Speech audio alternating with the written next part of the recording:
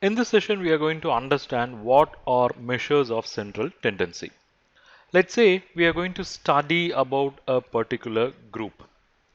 So when you study a particular group, you would get a lot many observations about that group, right? When you study a particular group, you will get lot many observations about that group. But in that case, it would not be possible to study all the observations of the group.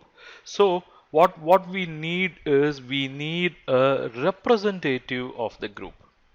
That is, we need a representative of the group which should actually represent each and every element or each and every observation or the majority of the observations of the group.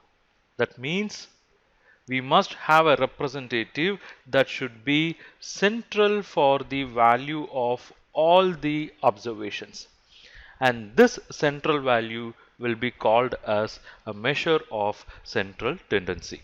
So I'll repeat again, when you study a group you get lot many observations, but it would not be possible to analyze all the observations. Hence we need a representative of the group.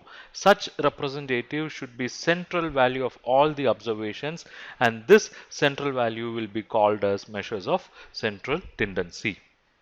There is another name for this measure of central tendency, that is averages or measure of location. So let me put it. The other name for the measure of central tendency is nothing but averages. So when we say averages, there are basically 5 averages, but if I split them, I can split them into two. One is simple average and the other one is special average. I said there are 5 averages, but I'm categorizing the averages into two groups. One is simple average, the other one is special average. So simple average basically includes mean, it covers median, then we have mode.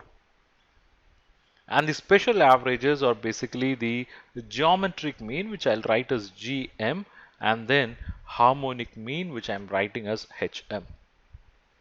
So understand, average basically stands or it represents the whole group to which it forms part of, and it represents it. So average stands for the whole group of which it forms part and represent the group.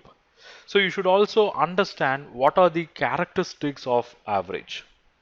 Average should be something which is rigidly defined. That is, you should rigidly define what is average. Okay, then it should be easy to compute and you should be able to understand, and the average should be arrived after considering all the items in the population.